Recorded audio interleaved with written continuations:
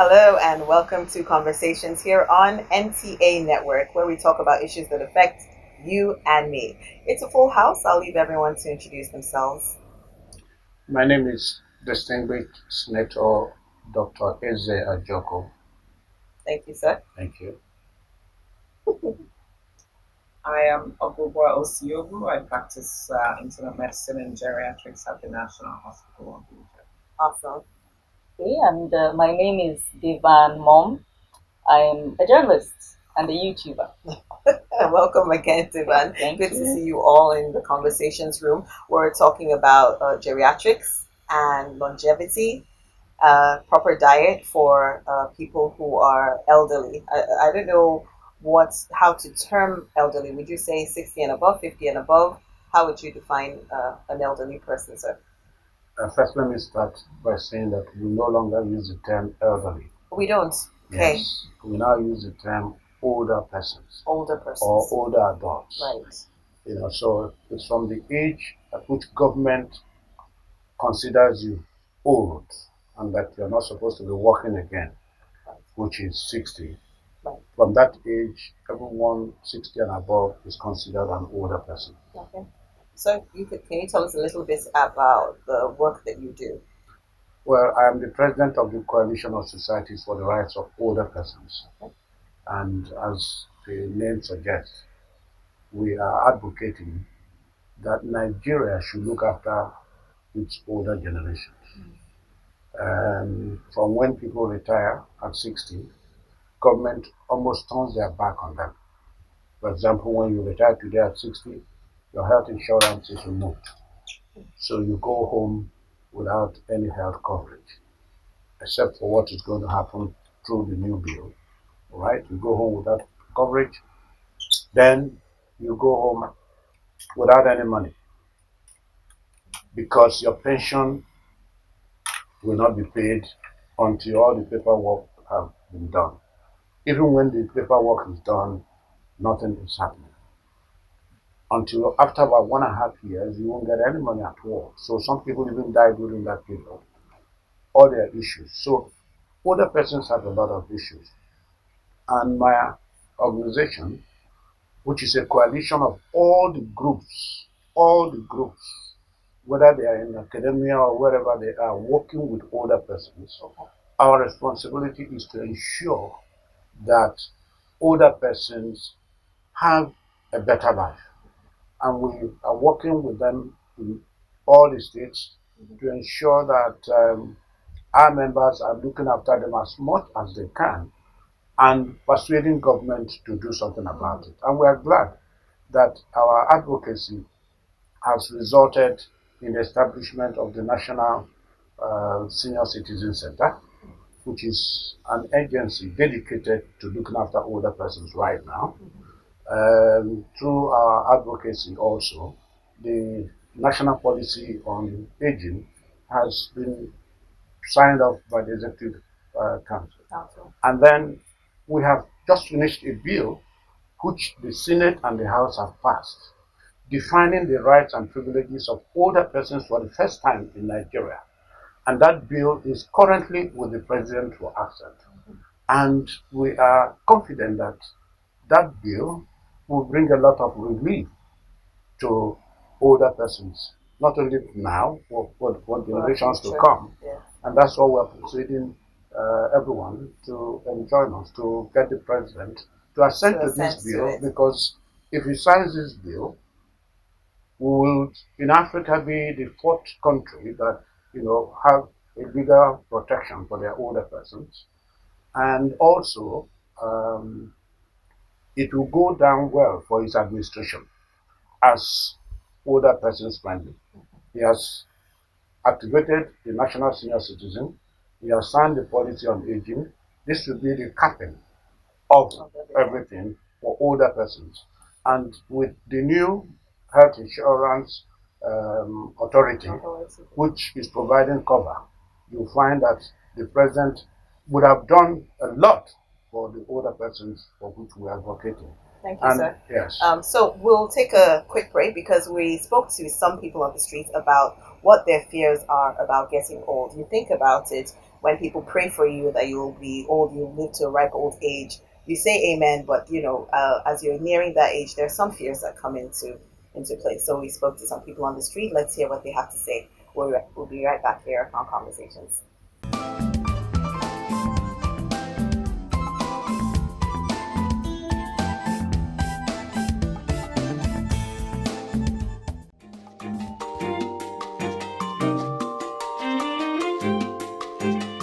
The fears I have about growing older is being alone and not having people to share experiences with.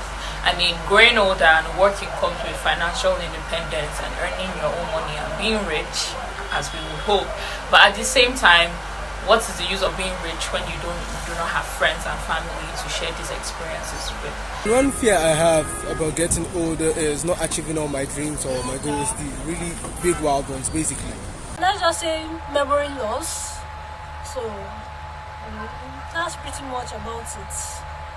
Then when it comes to your physics, like your body strength and not being able to hold yourself up and all that, especially when you've been living for a very long time. One fear I have about getting old is aging.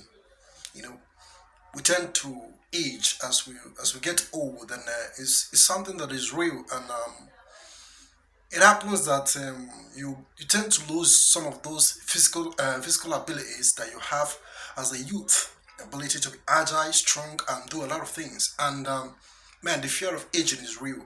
My fear of getting old is about health wise. I wouldn't want to stress my children when I grow old. My greatest fear while getting old is the fear of lack of money. I have no fear. I'm 66 years old right now, and I'm aging, happily aging, and I'm happy that I'm not that young, even though every other credence goes to God Almighty. It is by His grace that we are what we are today. Some people are experiencing challenges on the health area, some in the area of family, except for those who have not actually planned for their old age. I've always loved to age. My parents were very, very old. My dad was about 78, my mom was 90 before she died. And I know what I'm planning for my old age, and I cannot be alone.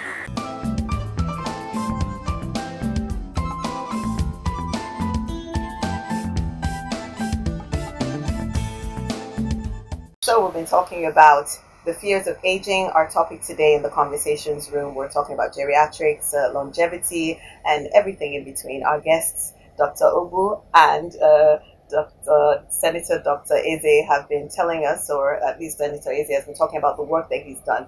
Dr. Obu, thank you for joining us, and I'm so glad to have or to see a woman who's into geriatric care. Most times I see men. The doctor that took care of my own grandmother was a man, and sometimes I feel he was great, but I just thought and I think that empathy sometimes was a bit, yeah, we know she's going, we know it's time, but I feel some of the doctors in your area, in your field, just need to show a bit more empathy in these cases. I don't know what your thoughts are, ma'am.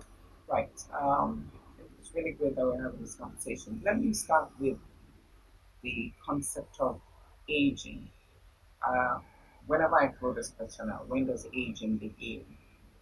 Some people say 16, some say 14, some say 15. So aging is actually a concept that we always started with being born. So once you're born, yeah, you start aging. So start to age, yes. But there's a new concept, there's a new thinking that aging actually starts from conception. That's nasty. Well, this is the thing. That so when a woman is pregnant and she has diabetes that has not been well controlled, right, that environment for that fetus is not the same as for a woman who might have diabetes but under control, or hypertension that is not controlled, a woman who is a chronic alcoholic, a woman who lives in an environment that is toxic with a husband who is a wife beater. All of those contribute to how that baby in her uterus or how the fetus grows, and even subsequently the aging beyond that. So it's not aging doesn't start because you turn 60. We've had that age ceiling that when you're 60, you're termed an older person or an older adult. But it's what we do from conception that affects how well we actually live 60 or 70 or 80. So everyone must, embrace healthy. So do you smoke? You need to stop smoking. Whatever age you are right now, stop smoking so that you can, as going forward, your body systems readjust and you're likely to be healthier. Make sure you're eating right. Make sure you exercise. Make sure you have the social connection. So that we talk about those pillars of health. It's not just the control of your diabetes or your hypertension. In fact, I came across something a few days ago that said having no friends uh, is as bad as smoking. And we talk about also movement. When you see for a prolonged period of time, the effects on your body are just as bad as the effects of chronic smoking. So we want people to move, uh, the social connection, know your numbers as you age. Make sure you get health checks. So we concentrate a lot on children, and thank God that happens. And mothers, you take them for their immunization, you take them for their well checks. But even beyond that age, adolescents also need that care. Young adults also need that care. There are vaccines that are also useful beyond the childhood period. So all of this must come into play for people to be healthy as they grow. Now, so that's the when you talk about the individual aspect of it, but then you have to think about environment because there's a lot of talk now about um, uh, age-friendly cities, age-friendly environment. So we want an environment that would enable one to exercise. I want to take a walk. I shouldn't have to think about I'm at risk of being kidnapped. Could I fall because the roads are not well paved? There's no demarcation for where I can walk. Uh, that all of those constitute the age-friendly environment that we talk about. How would others approach me? So back to your question about empathy, right? So one of them is our goal in geriatric care is that we form a team with the patient and the family members in coming up with what your care plan should be. So we know that aging is a big risk for increasing disease burden. So we talk about the non-communicable diseases, which are largely lifestyle related, which is why we said that if you can invite healthy lifestyle, we actually can prevent those lifestyle related diseases, meaning high blood pressure, diabetes, high cholesterol, and even cancers, because all of those come under the NTA. So if we can actually prevent this, it means that we can get people living up to 60, 70, 80 without the burden of these non-communicable diseases. And they're more likely to remain functional because that's what our goal is, that we preserve functional capacity as people age so that the quality of life is good. They can continue to contribute to society as they desire to. We don't want a situation where you're 70 and you're still having to till the ground for food.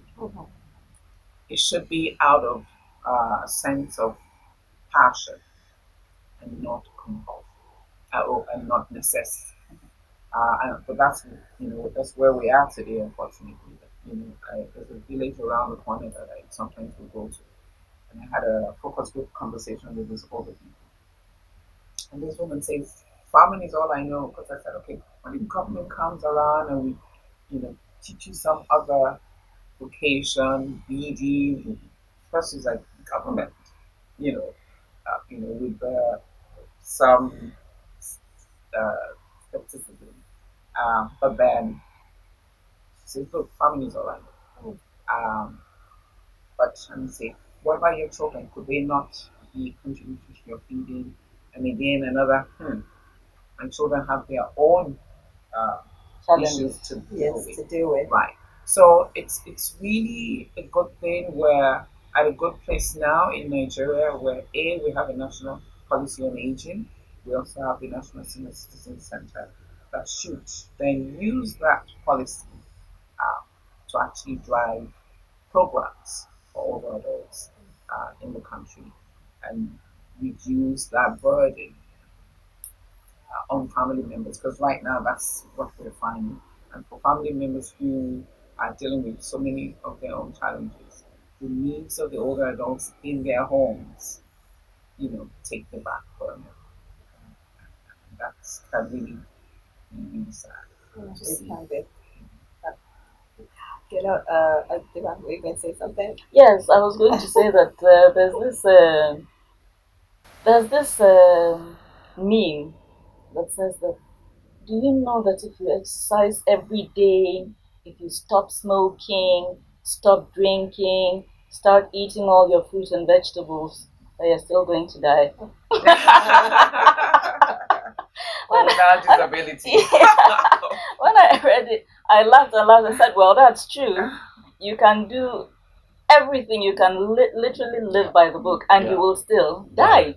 But what will be the quality of health you have if you do not do these things? At least, even if you're going to die in a month's time, if you're not doing these things, then there's a chance that you're going to live a healthier, more enjoyable life before your 30-day limit is up.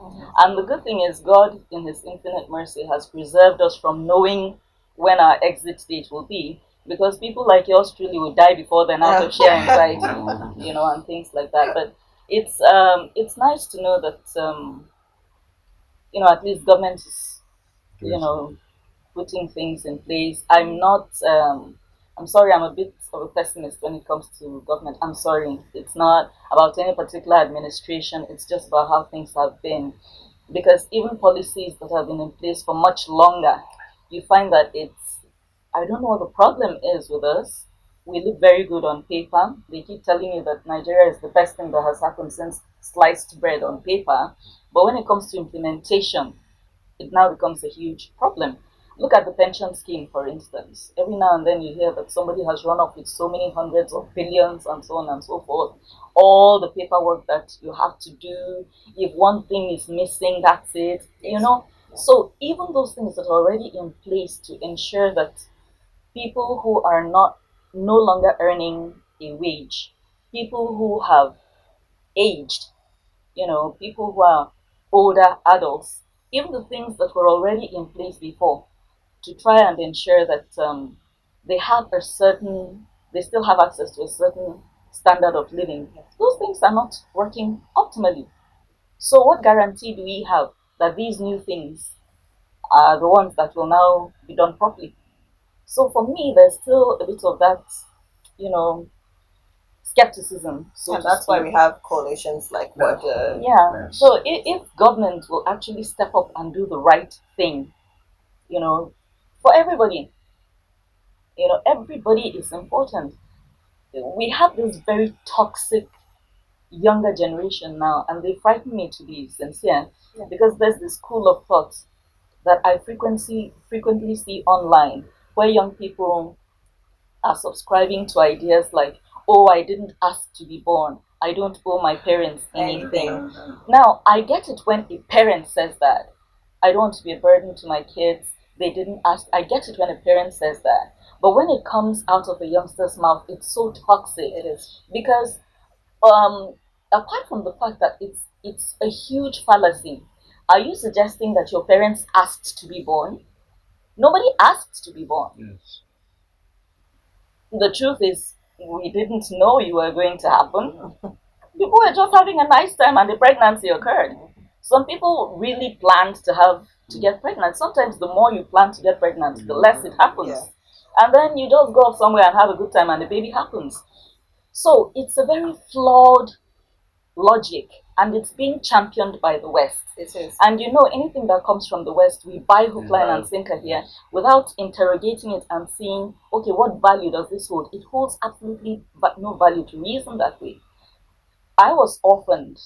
You know, my parents were both gone by the time I was 28 years old. And one of my biggest regrets is that they are not alive for me to do things for them, you know. So I was robbed of that. I'm lucky my parents in law are still alive, you know, and every time my husband is doing things for them, I keep, you know, encouraging him. I keep telling him, see, it's a blessing. I don't have parents to do that for. I still have some older relations that I reach out to every now and then, but it's not quite the same. And here I am feeling the sense of loss because I don't have my parents to, you know, buy that odd wrapper for, send my dad expensive perfume or wristwatch. And then you have people whose parents are alive today saying things like, I don't owe my parents anything. And usually these are privileged kids. It's not even children from underprivileged circumstances that say these things. Those ones still have values. It's the ones that have access to cars, that live in beautiful environments, that have access to DSTV, the internet, expensive phones, very, very good schools. They're the ones that don't give a damn about all the stress their parents are going through to make these things happen for them. And you begin to wonder, what will this kind of person offer a parent who is demobilized at the age of, say, 75 as a result of diabetes?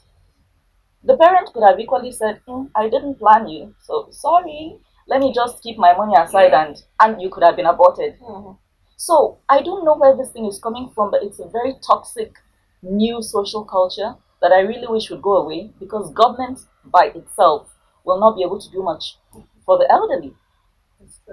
So I think the conversation, just, I've had this conversation with young people around me about, until we didn't have to be born. I think what the younger adults are saying, it is so hard for us now.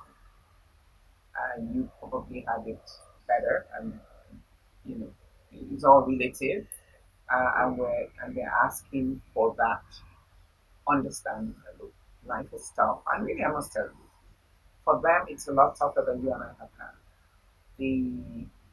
Like you said, it's relative. It is relative. I don't know. I don't agree with that line of thinking at all. There's never been a time when we'd say that, in fact, right now, life is the easiest. And let me explain why. There are young people across the world who are sitting down on the internet and becoming millionaires. Yes. Just because they have access to the internet, NFTs, cryptocurrency, and things like that. We have never had it. Life has never been as good for humanity as it is right now. The problem is we've raised a lot of highly indulged children who do not feel a sense of responsibility for anything. My parents went through hell and they still looked after their own parents. So it is not a good argument. And I personally don't have space for it. Let me finish. What I was getting at is the fact that the world today is so small.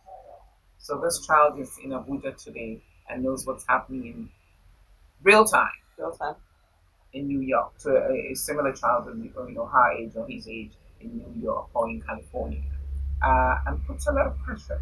They begin to question themselves. How is it that I'm not at the same? So there's a lot more pressure on them. So unless you have a young adult, an adolescent who is well grounded, and that's where the parents really come in. Parenting is I think the most difficult job in the world. Yes, if you want to get it right, I agree. If you want to get it, if you want to get it right. So parents must appreciate that extra pressure that our youngsters are having to deal with. What pressure? It is these excuses that does not change the attitude of our younger people, because we try to justify their actions because of what is happening globally. Now, you look at it this way. Okay, I have my mother. She's going to be 104. Wow. I have the privilege of supporting her now, not unlike you who didn't see your own parents. But my mother is there. And I am taking responsibility because of what I saw her and my father go through to bring me up. Now, should I justify that the world is changing and ignore her now? No. I'm going to say that, look, my parents went through this. Even though parents, to some extent, are to be blamed for some of this. Because one, we took our children to school. We drove them in cars, especially the privileged families. But not all families have that privilege. A lot of children still run to school. When I was a child, we lived in Shomolu, and I was schooling at Yaba, and you can imagine the distance. I run to school every morning in elementary school. We run to school, we run back. You know, at that time there were not too many cars. We walked through Yaba College of Tech, and we were happy to go to school. We suffered. So you can relate to it. A lot of children are not relating to the sufferings of their parents. Lack of empathy. Yes, lack of empathy. They are not relating to it at all.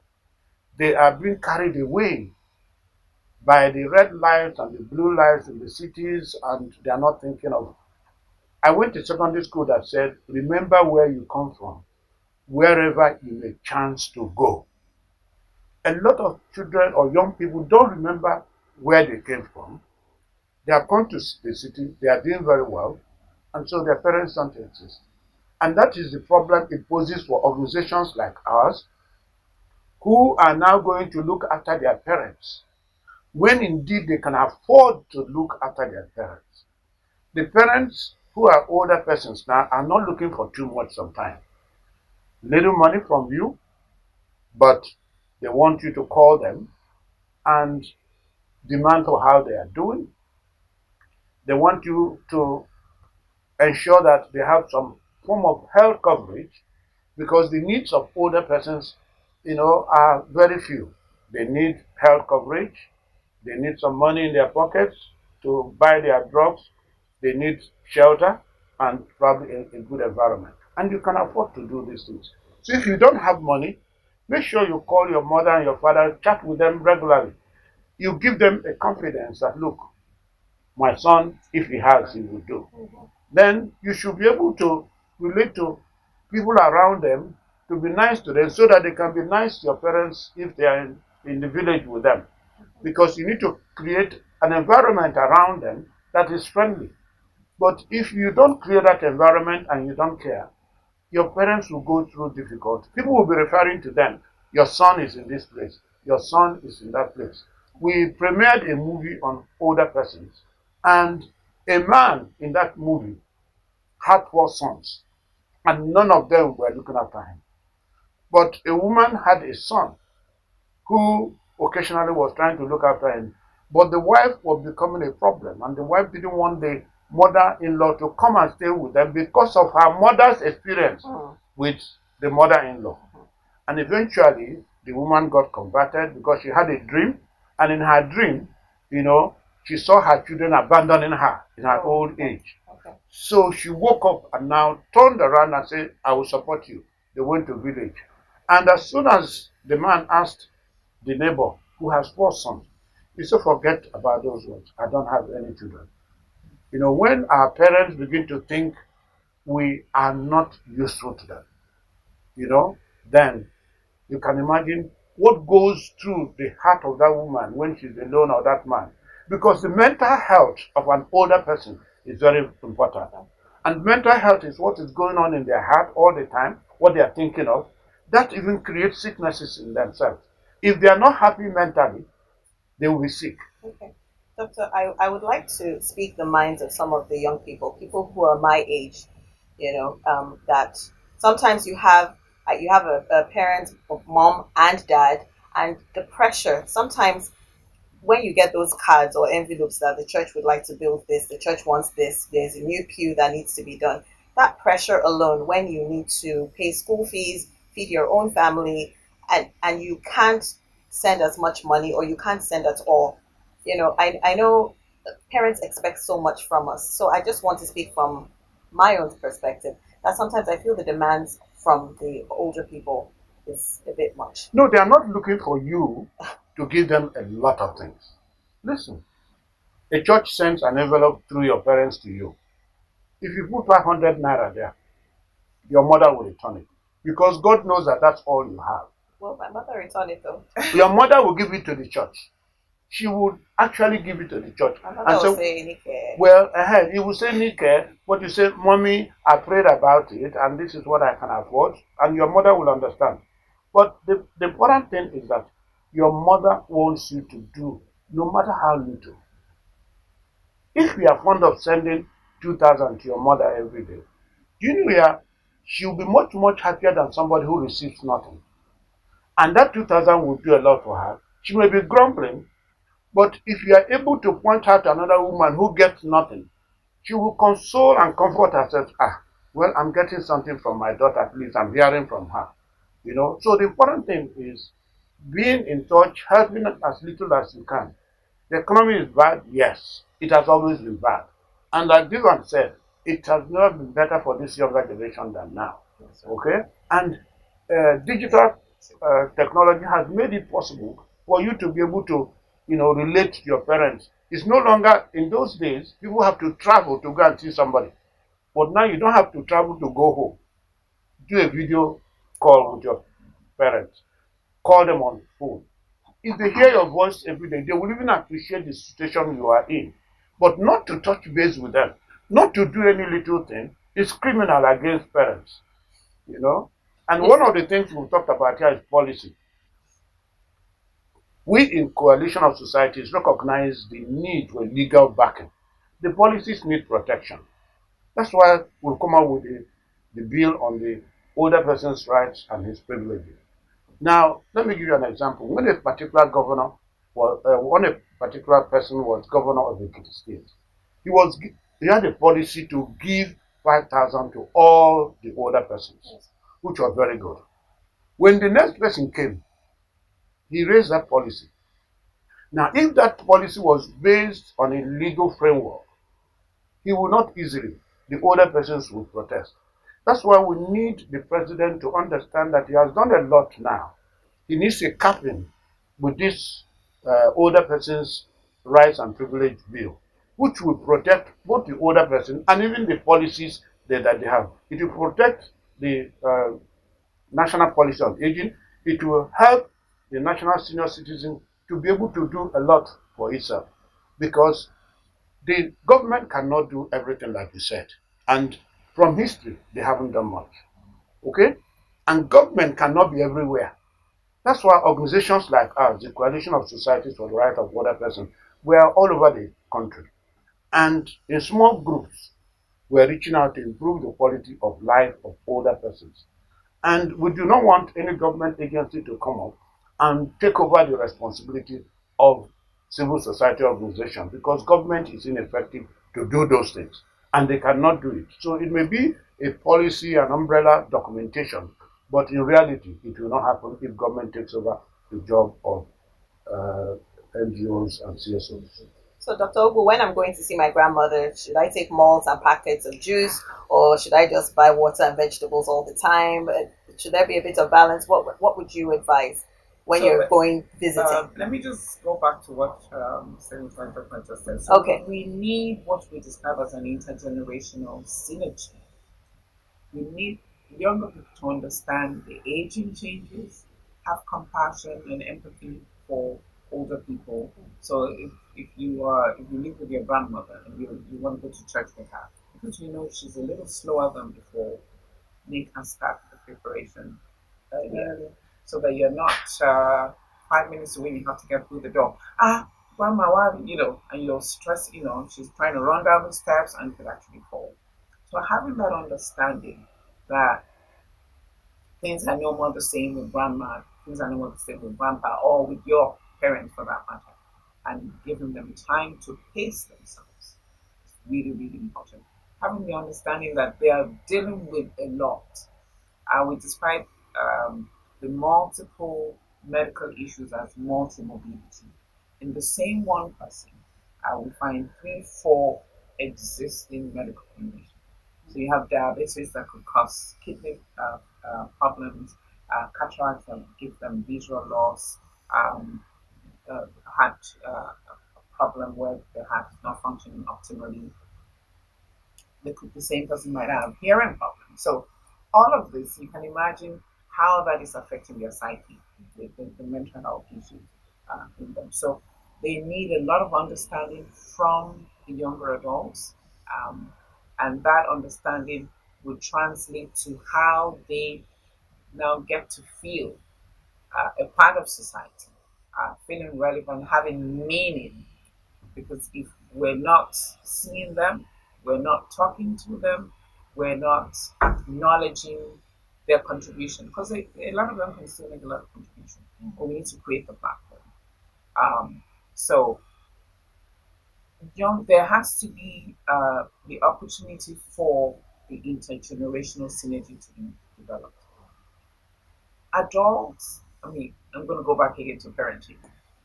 We cannot lay all the blames on what our younger adults are doing now on them because they grew from somewhere. Yeah, definitely. Right. Definitely. So it goes back to parenting, and that's also what would happen. How you would be either taken care of or not taken care of later in life. How did you build that culture of care in your children?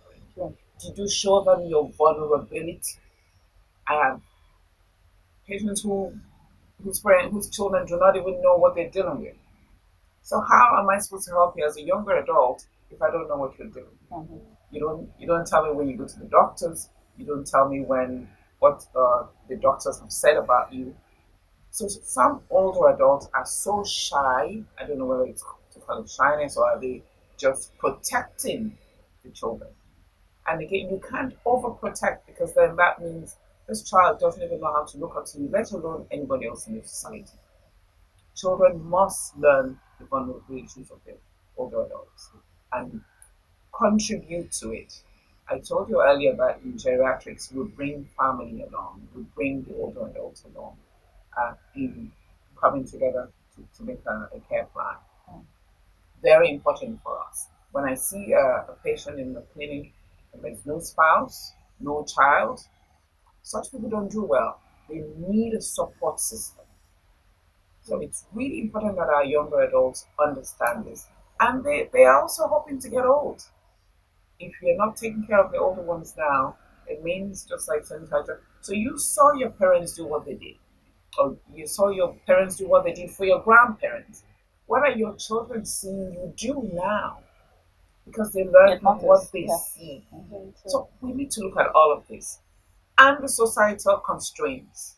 Schools are no more what they used to be, so parents are being forced to be able to give a good future to your children. They're sending them abroad. So you're here, you're 80, and all of your 4 children or so all over the world, and then you're left alone. So there are multiple issues, but we need to look at this holistically and not place the blame only in one direction. So when you're visiting your grandma, you need to take healthier options for her. I mean, once in a while she can cheat, and have the malt or a bit of Sprite in her water. So what am I saying? We're not saying make life so dreary and boring, but consistency in maintaining healthy diet options. Really, really important. So yes, the veggies, the fruits, and just any of these, and just sit. The crackers would not be bad. And the mangoes, and the mangoes. That's yes. why they place it in front of me. Not the processed. So we must stay away from processed food. Okay. We want to be as natural as possible. All right, we're talking about geriatric care here on Conversations. If you have any questions or comments for our guests, you can send in a message to 0812 020 0995. So the number again is 0812 020 0995. Thank you so much. Divine, I know you've been wanting to. I want to say something to what you said. Yeah. I know what you're talking about. There's also this issue, and I fully understand where some people would be coming through it. And there are some parents who are mind-numbingly entitled, extremely selfish. I have seen some people put through the ringer by their parents, and I'm like, whoa. Like, there's this family friend we had where their mother was like, she was like the Hitler of the family. You know, like if there was anything going on, she would and her children, luckily her children were quite successful. So you are bringing this much, you are bringing and there was nothing, you could not have a discussion about it. There was that's not the kind of thing I'm talking about. No, that is cruelty. That's not.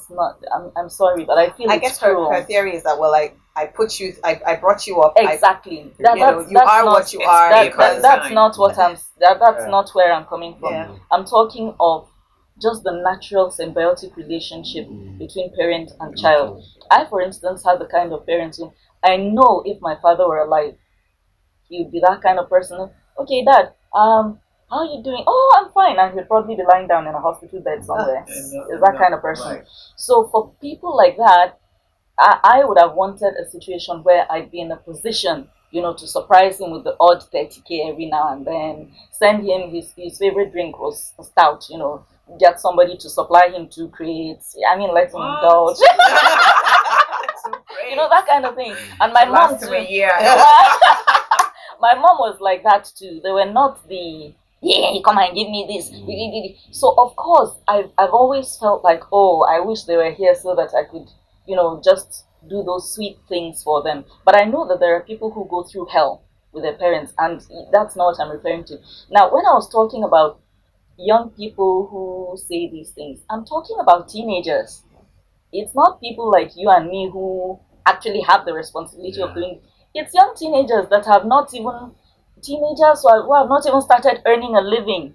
So you know that in many instances nobody is asking them for anything anyway, and it's like they're already putting up this disclaimer: "I'm not going to do anything for you, so you better know it early." It's there's just something so nasty about it. So I understand where you're coming from, but I think that's not too good. Where if parents are unable to empathize with their children, you should be able to know that, okay, my child is a civil servant. This is she earns approximately this. So if I'm expecting her to cough up 80,000 for me to buy that white lace just to look good at somebody's Thanksgiving, it might not be the best thing. She has to pay a maid. She's looking after the children. She contributes to the upkeep of the household. So it's not that kind of either way that's it's exploitative on both sides. I'm just talking about regular parent-child relationships. Nobody should shirk responsibility to the other. It's two hands that wash each other and become clean. That's how I see it. Dr. Eze talked about isolation just before we went on air. I don't know if you'd like to speak on that, because a lot of children don't know how lonely their parents can be. Once they've paid for cable TV and there's food in the freezer, mama's soup is there, just make semo, make eba. They feel they're actually okay. So, I'd like you to speak on isolation. Consider when you were active here. Yeah. And you come here every day. She goes to the hospital every day. Right now, I'm busy because I'm doing, the NGO work and all that. But imagine that I have nothing doing and I wake up in the morning. Nowhere to go. Nobody is visiting me. Can you imagine what life can be? And that's what a lot of older persons are battling with. Think of even your politicians who are now in their 90s, who are not active today, except those they consult for something. Life becomes very lonely for an older person. And that is one worrisome area for an older person. Loneliness kills. Because your mental health is busy imagining this, imagining that, negative. You have to encourage yourself. In addition to that, you need to socialize with people. That's why, for example, in our organization, we're now doing what we call older persons hangout. In order to pull them out of their homes to a venue and have fun, let them dance, old music, let them sing, let them eat, let them play games. The last one we had all the IOs, the drafts, the this thing. My father used to play draft from almost morning till night, occupy himself when he was alive before he died. And everybody knew him. To the extent that when he died, after they dug the grave, some young boys went in there and started playing draft, before they laid him. So older persons, if they don't have anything to occupy them, they are going through a very lonely life. And that is the worry some of us have. Supposing you are afraid and you can't go out and do things, and no one is talking to you. Like she said, now your children are not calling you, friends are not coming, you cannot go out. That's the thing a lot of people fear about old age. When you need people to come and carry you out and move you to somewhere and do all that. A lot of us, like you said, when our parents even visit us, when about almost 10 years ago, when my mother used to come regularly and stay with me, she's going to be 104 now. She will come in. I have a home office. I live at the back of my office. Yet, when Mama comes, we will give Mama good food. Mama will come down to the living room and sit in front of TV. One day, she helped herself to solve the problem. She just walked out from the parlor, went to the gate, which is in the second building, and sat down there with the security man, chatting. In that way, she was able to overcome her isolation in the house and found interaction with people. And that's one of the things, the objectives of the Senior Citizen Center, to be able to create a hangout places like the ones that have been done, I understand, in Malaysia, in Ekiti State, in other places where older persons can come out. We've been trying to see if we can create daycare centers for older persons so that in the morning you go and drop them there, whether they are Hausa or Igbo. My mother does not speak English, does not speak Yoruba, does not speak Hausa. But when I come out there, I see her laughing and talking with my security men. And I just wonder, what are they discussing? How are they talking? How's my mother communicating with them? And I will laugh. I say, "Ma, what are you talking?" She will laugh and say, "We are just discussing." And what are you discussing, Mama? But the fellowship.